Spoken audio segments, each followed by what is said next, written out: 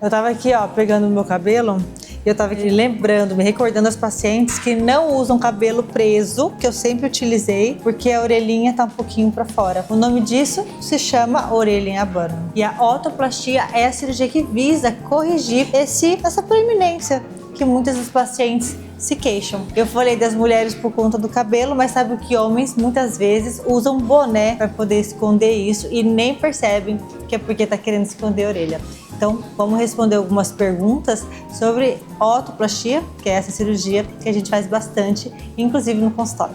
Muita gente tem medo, né? Mexeu na orelha, fica com receio de ter dor no pós-operatório. Nós temos duas grandes verdades. Cada paciente é um. Quanto mais jovem você fizer esse procedimento, menos dolorido vai ser. Sabe por quê? A nossa orelha, a partir dos 6 anos, ela já está desenvolvida. Basta você olhar as crianças, elas já têm a orelha praticamente no formato de adulto, quando elas estão com 6, 7 anos.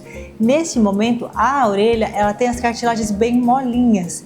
Então, como todo procedimento ele é feito a gente refazendo as curvas da orelha, a gente dobra essa cartilagem, quando ela é mais molinha, ela é muito menos dolorosa no pós-operatório.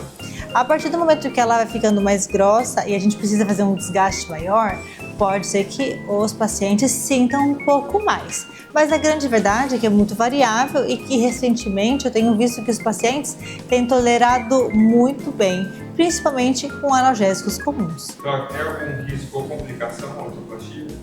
Risco todo procedimento tem, obviamente, a gente sempre vai falar sobre isso aqui. Mas as complicações relacionadas à otoplastia, assim, que eu posso falar que seriam as menos raras, seria a recidiva. De repente, a orelha voltar um pouquinho. E é por isso que hoje, por não ser nem tratada mais como uma complicação, a ideia é a gente sempre hipercorrigir, ou seja, a gente gruda um pouquinho mais do que a gente gostaria, porque sabe que a recidiva pode acontecer de forma leve, de forma sutil. Mas lembre-se, gente, a orelha não tem que ser grudada na cabeça. As pessoas, pacientes que nos procuram muitas vezes por trauma grande da orelha, elas querem grudar na cabeça. Isso não fica natural. Então a gente só hipercorrige um pouco porque a recidiva pode acontecer.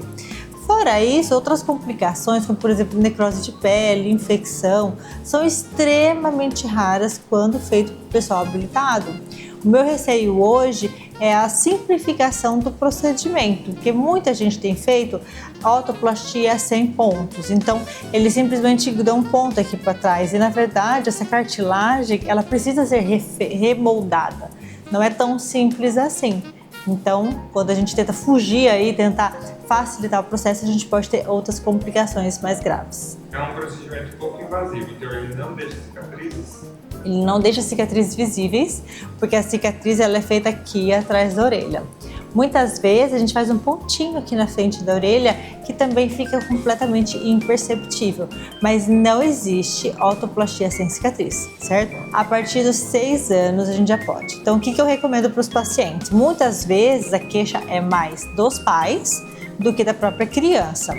Quando a criança se queixa ou ela começa a se esconder, ou a menina não quer prender o cabelo por conta da orelha, ou o menino tem vergonha, está sofrendo bullying, eu indico fazer a partir dos 6 anos.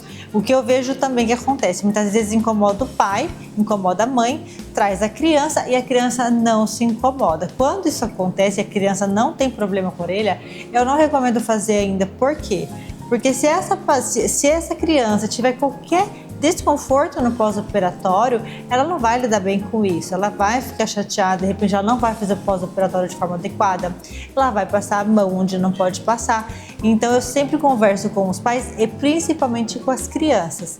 Algumas psicólogas têm encaminhado para nós quando elas entendem que aquilo está afetando o desenvolvimento social das crianças, e aí a melhor hora de fazer é agora, nesse momento, porque a criança ela cicatriza rápido, ela recupera rápido, ela fica super feliz e satisfeita rápido e o bullying que ela sofre na escola acaba de imediato. E quanto tempo dura o procedimento em si? Então, é assim, mais ou menos 1h30, tá? É um procedimento que costuma demandar um pouquinho mais de tempo, ele não é tão rápido, porque a gente não corrige somente essa a gente chama de antihélice, não é só aqui em cima, a gente também corrige esse excesso de cartilagem conchal que muitos pacientes têm. Então são passo a passo, que são individualizados para cada paciente, cada cirurgia e que pode demandar um pouco mais de tempo. E um detalhe importante, são duas, né? Então a gente faz um lado e o outro tem que ficar no mínimo parecido. 1h30, às vezes até 2 horas. Tem alguma pergunta que eu não respondi? Deixa aqui para mim que eu respondo para vocês.